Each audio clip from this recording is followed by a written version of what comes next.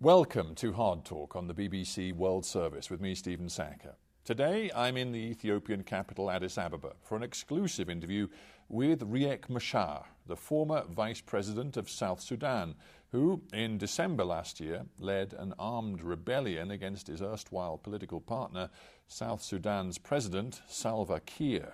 In 5 months, this conflict killed thousands and threatened the lives of millions more. Mr. Machar, a member of the Nuer tribe, said his struggle was against dictatorship, but the violence soon acquired the chilling taint of ethnic hatred. Nuer rebels were accused of massacring civilians from the majority Dinka tribe. Likewise, government forces loyal to the president, himself a Dinka, were reported to have committed atrocities against Nuer civilians. The fighting has displaced 1 million people and exacerbated the dire poverty of millions more, prompting aid agencies to warn of a looming humanitarian catastrophe. Well, just days ago, Mr. Machar and President Kiir signed a ceasefire deal here in Addis. But will it stick? Will they be able to work together on a political settlement? And who will be held to account for inflicting such suffering on Africa's newest nation? Well, Riek Machar joins me now. Welcome to Hard Talk. Thank you. Let us start with the state of the ceasefire agreement that you signed with President Salva Kiir just a matter of a couple of days ago. Already, that ceasefire looks extremely fragile. What's your assessment? Well, I think it's fragile. We have been attacked in 5 locations, in Rukon, in Unity State, in Bentiu, in Gwit County. We have also been attacked in Mathia and in Nasser. You have been attacked, you say, and I've just seen a statement from the South Sudan government saying that your rebel forces have been on the offensive and that they have been responsible for multiple violations of the ceasefire. I hope you had mapped before you came in to Addis the locations which the government was controlling before the signature of the agreement. You'll find that the government has been on the offensive all these months, since January 23rd. You talk about January 23rd. Of course, that was when the first cessation of hostilities agreement was signed, agreed upon, and it didn't last. Why should the outside world, and more importantly the people of South Sudan, have any confidence that this ceasefire agreement has any more meaning than the last one? Well, on our side, we are committed to the ceasefire agreement. Actually, it is cessation of hostilities agreement. So to be clear, you have just alleged to me that Salva Kiir's government forces are attacking you. Does that mean your forces are not responding? No, we respond in defense. In defense, we respond. So the war goes on. Let me tell you the difficulties of in the implementation of the cessation of hostilities.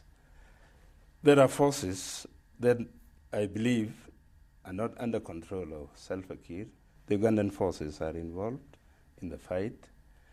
The Sudanese rebels, actually 4 groups, the JEM, the Justice and Equality Movement, the Sudan Liberation Army, 2 factions, and the SPLM North. They are involved in the fighting. So hang on. This is important. Are you suggesting to me that right now foreign fighters are refusing to acknowledge the cessation of hostilities agreement that you signed with Salva Kiir? I have not seen any acknowledgement from these parties, from these forces.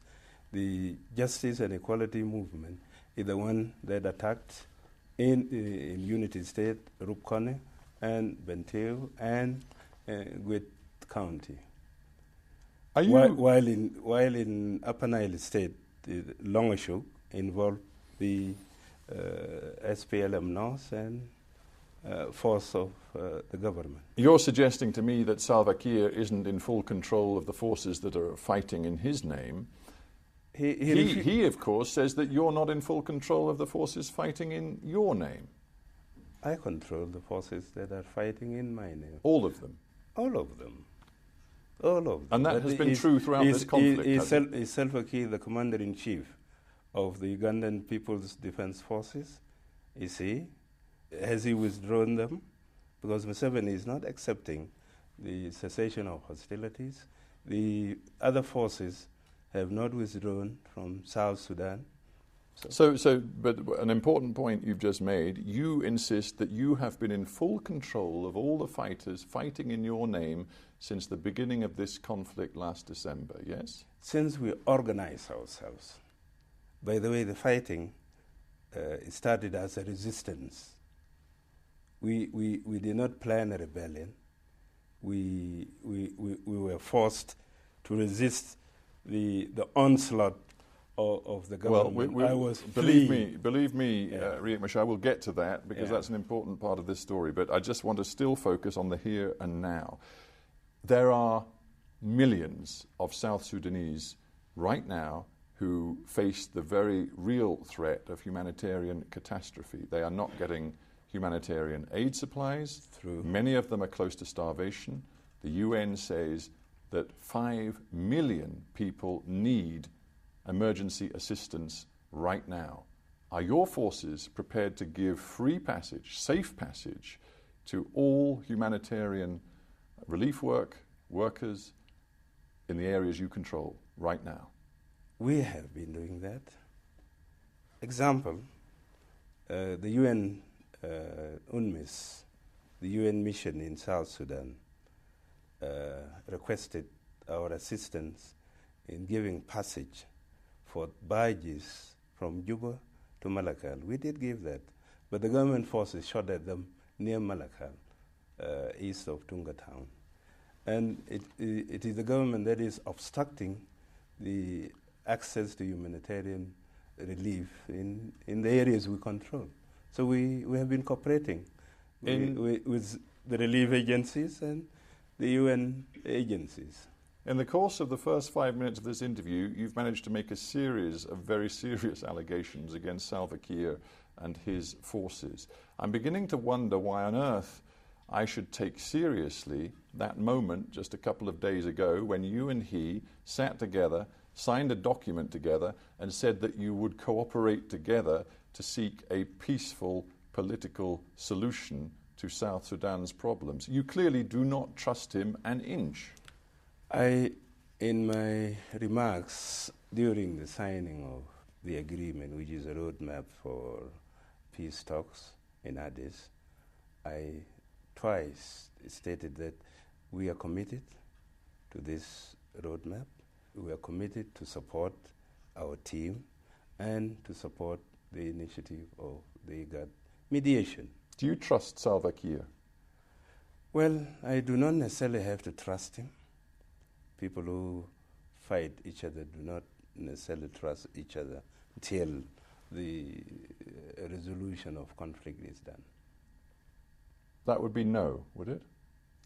If you do not trust Salva Kiir, why would you trust that he has any intention of ending his military operations against your forces? And why would you trust in his integrity in any future political process? I don't want to be judgmental on him. But forgive me, you've been very judgmental on him. You've called him a man who is showing dictatorial tendencies, who is killing people like flies, who is trying to incite ethnic violence. These are all words. He did all those. He did those. So those are facts. So the agreement that you've signed with him isn't worth the paper it's written on. If you believe this is the man who is a dictator, who kills people like flies, who incites ethnic violence, why on earth have you done an agreement with him? Because we want to negotiate. We want to find a solution to the conflict. The solution will not be military. It will have to be a political settlement, negotiated. So you're prepared to still work with this man, Salva Kiir, as president of South Sudan? We will negotiate on the table. Well, that is not a negotiating point, is it? Salva Kiir is the president of South Sudan, and I just want to know whether for the time being, he is, okay? But to us, he is an illegitimate president. He has massacred community, targeted a community, and killed over, or supervised killing of 20,000 South Sudanese in the capital. You don't sound like a man who's just signed a ceasefire agreement and is working with the president for a peaceful future. You sound like a man who is still committed to rebellion, to your armed rebellion. First, I am not a rebel. I am committed to the agreement I signed, but these are facts. They are not deniable. They are truths. If I don't say them, I won't be truthful. But surely the key fact, and this is where we do need to go back a little bit into the history of this crisis, the key fact is that you chose to rebel. You say you are not a rebel, but let me quote to you the words of John Kerry, the US Secretary of State, who was here trying to supervise the end of hostilities and a political process just a few days ago. He said, "The current president of South Sudan is the elected constitutional president of his nation. Mr. Machar is a rebel who is unconstitutionally trying to take power by force. And there is," says Mr. Kerry, "no equivalence between the two men." I have heard that statement. Let me talk about what happened in Juba first. Why I say I'm not a rebel. First, there was no coup in Juba. You're talking about last December. Yes. When elements of the Presidential Guard turned their guns against each other.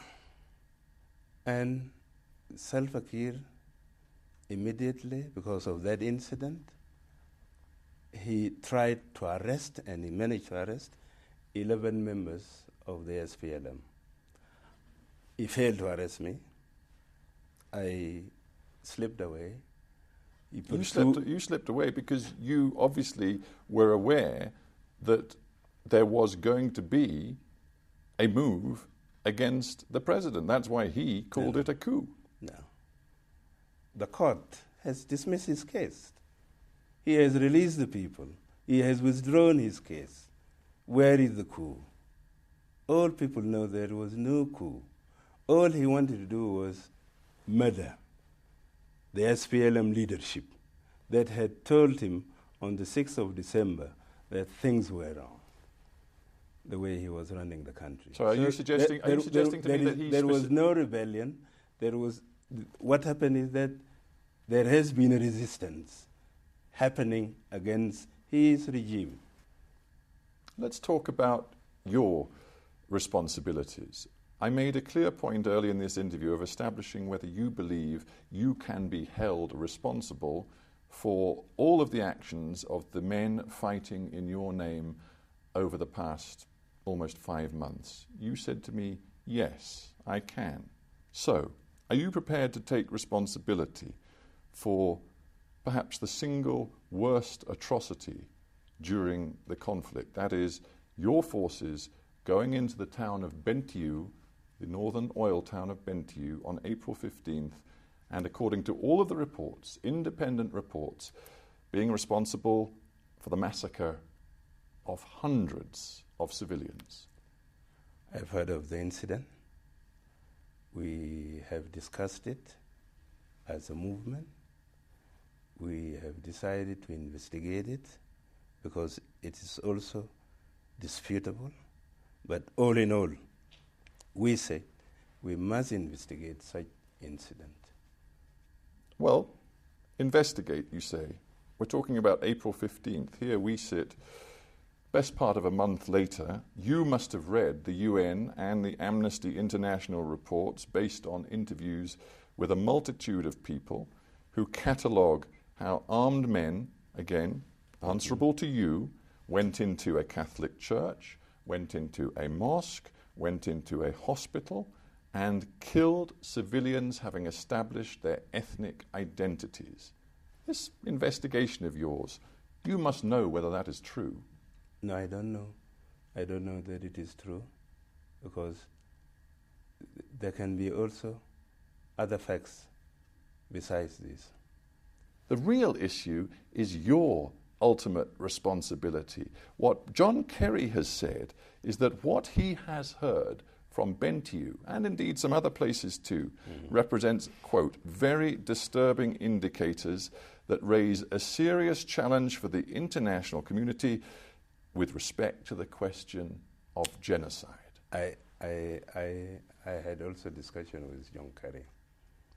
I told him, I acknowledge that something that I myself would not accept has happened in Bentiu.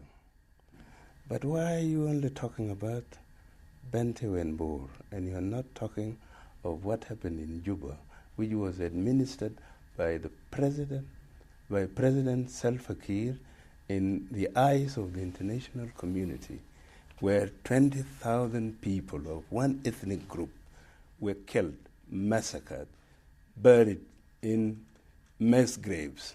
Why are you not talking about that? Do you acknowledge, and you've just talked about the ethnic killing of 20,000, you say, in Juba. Do you acknowledge that you have an extraordinary personal responsibility to avoid South Sudan slipping into the sort of ethnic hate and killing that the world, of course, remembers so well from Rwanda, for example? Definitely, I have responsibility. I definitely have that. That's why I'm raising this issue. Why is the world acquiescing to accepting a president that has murdered section of his community? Are you saying to me you will never accept Salva Kiir as legitimate president of South Sudan again? He has lost his legitimacy. I was his running mate in that election, which you are quoting. I was his running mate. Probably I did more to ensure he gets elected. So, but if he turns against his own population, where would he still retain legitimacy? On what basis? He is destroying South Sudan. He's dividing South Sudan. He's discrediting the whole nation. I'm becoming more and more convinced as this interview proceeds that the agreement you've just signed with this man, whom you've characterized in that way, is meaningless. No, it's not meaningless. Still, we can. You don't even recognize his legitimacy in any form whatsoever. I don't have to. But we will negotiate with him. For the sake of people of South Sudan, we will negotiate and reach a political settlement. I'm interested in a political settlement. I'm not interested in a military solution. But it sounds as though you are not interested in a political settlement which includes him remaining as president of South Sudan. That's a different issue. We haven't yet arrived to it. You haven't yet arrived to it? Yes. Did it not come up when you were actually in the same room as it wasn't. Salva Kiir? It wasn't an issue. I heard him in his remarks saying, he's the president, he will be the president. That was not an issue to me. The issue to me is resolve the conflict politically, peacefully, so that South Sudan can be peaceful again. Let's talk about your own political ambitions. You've said that Salva Kiir, in your view, is, and it seems will remain, illegitimate. There is supposed to be a roadmap process now to establish a new political future for South Sudan. Frankly, it's hard to see how it's going to work, given your characterization of Salva Kiir. But is it your intention to push for a return to your old job as vice president? What do you want? I have served as vice president for 8 years. I did what I can do as vice president, and I was satisfied with it under those circumstances. What do you want? From this transitional process, what do you want? I want a peaceful solution. First, we've got to arrive to a peaceful solution. The guns must be silent. The transitional government be established, and we go for elections.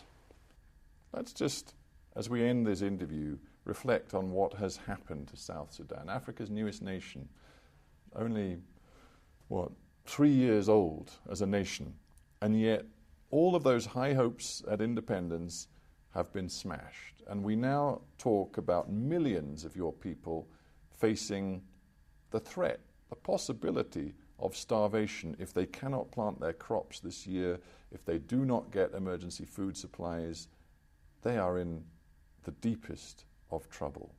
Do you accept some responsibility for what has happened to your country?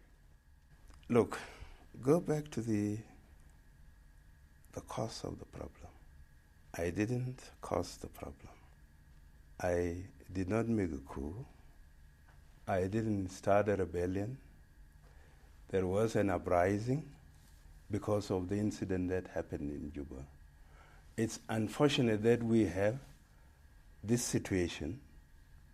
Unfortunate. Yes, very unfortunate situation. Is that the best word you can find? I mean, I'm just struck by something you said a couple of years ago, because going back a long time, going back 23 years, you at the time broke away from the SPLM, and there were then violent clashes in southern Sudan, and your forces were accused of responsibility for killing hundreds of Dinka people in Bor. This is going back a long way, but many years afterwards, you chose to say sorry for your breakaway from the SPLM. And you said this, you said, giving an apology is the best way to bring peace. And we don't want to pass these painful things on to our children. We want them to live in a peaceful, democratic South Sudan. If you felt it was important to say sorry over what happened back in 1991, why will you not say sorry now for what has happened in the last 6 months? I was on the run. I am the victim. To whom am I going to apologize? I am the victim. You might want to apologize to the people. 11.5 million people of your country. That I am victimized. Is that what you're telling me? Finally then, if we are honest, it seems there is almost no hope of this so-called peace agreement, cessation of hostilities, actually working. It seems like the war will go on. I am confident. South Sudan, we will get peace. We have gone through difficult periods before this. We are now going through it. We will get peace. There may be violations in the cessation of hostilities, but in the end, we'll get peace. Riek Machar, we have to end there, but I thank you very much for being on Hard Talk. Thank you very much. That was an edition of Hard Talk presented by me, Stephen Sackur. For details of our complete range of podcasts and our terms of use, go to bbcworldservice.com/podcasts.